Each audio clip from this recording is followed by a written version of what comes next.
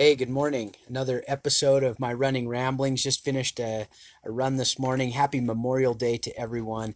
And I'm grateful today as I sit out here. I've got my flag waving and that, and just remembering the heroes in my life.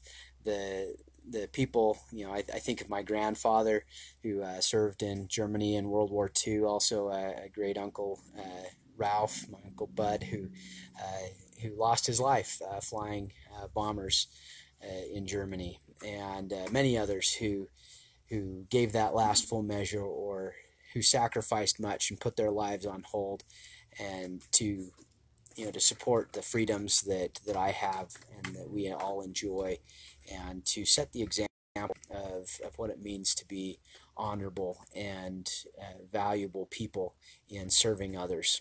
And so I'm grateful for them on this Memorial Day. But as I ran this morning and I thought of that, and was thinking about one of the principles that I teach in my coaching about being self-directed, about doing things because, choosing to do something because that is what you believe is the right thing to do, and because that's what you want to do, and being able to show up and give of yourself fully, your authentic, genuine self, because that's who you are and that's what you want to do. And I think about that in terms of these heroes of mine that we celebrate today, how many of them gave their lives and sacrificed for others, and did all these things because that's what they felt was the right thing to do, and because they wanted to do that, not because they felt obligated to, or because they felt that they needed to do that so that they would look good to someone else, but because that's what they felt was the right thing to do. Now, I don't believe that everybody in that always felt like that they were doing it because that's what they wanted to do. They probably felt some level of obligation.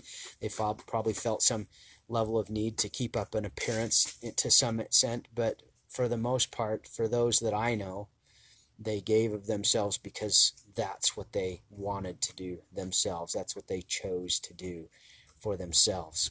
And that principle of self-direction is kind of one of the key things in what motivates us to do what we do. If I ask what motivates you, if you think about the word motivation, it's a breakdown of motive to action. What is your motive to take action? And there's a continuum, a couple of extremes that we can go to in our motives and how we think about why we do what we do. And that might start with, it might be kind of the fake it till you make it mentality that some people get really in depth to, is that I must appear. We do things for how it appears. We do it because we will look right to other people. We will be accepted by other people because that's what they see, and they see, oh, that's a good person, and we feel like we're judged positively because of what we're doing and how it looks to others. Or we might go to the other extreme, and we might do things out of a sense of obligation because we feel that's what we should do. That's what's expected of us to do. That's what I must do because I have to. It's not my choice, but I have to do it. I have no choice. And so those are two extremes that we can get caught up in doing things. And it's important to learn the balance. Yes, we might start doing things because that's how it appears. We might start doing things because we're expected to. We might even be doing good things. I used, for example, the obligation of attending church. If you've grown up in a religious, a God-based family, and church attendance was important to your family, then you probably grew up being dragged to church, and especially maybe during your childhood or your teen years, you wonder, why am I doing this? Why do we have to go? This is pointless. And you might have felt a little rebellious, but maybe you felt obligated to go. It's like, well, that's what I should do, and I have to do it because my parents expect me to do, or God expects me to do this. And we can get caught up in an obligation cycle, or we can do it again because I'll look bad if I don't show up. And that can be a very exhausting way to live. And maybe you found that in your life as you've done that. If maybe it's been church, maybe it's been something else in your life that you feel like you have to do. either to keep up appearances or out of obligation, and you feel exhausted, and you get stuck in this cycle of doing this, and you get tired and exhausted, you get fatigued, and then you get resentful of having to do this, and then you start to rebel. It's like, oh, I don't want to do this. This isn't my choice. And maybe you even stop doing it for a while. And then maybe you feel guilty for stopping or for being rebellious. And so you go back to doing it because that's what you should do. That's what you have to do. Or because that's what people are expecting of you. And then you start the cycle all over again, and you find yourself going through the cycle of exhaustion and fatigue and rebellion and resentment and giving up, and then starting it all over again. And if that's something that you found yourself doing, consider that you may be doing that. And maybe it's a good thing. Maybe you know it's the right thing to be doing, and it's a good thing that you're doing, but you're not doing it because you want to do it. You're doing it because someone else is expecting you to do it, or you think someone else is expecting you. That's usually what's happening, is you think somebody else expects you, when that's not it at all.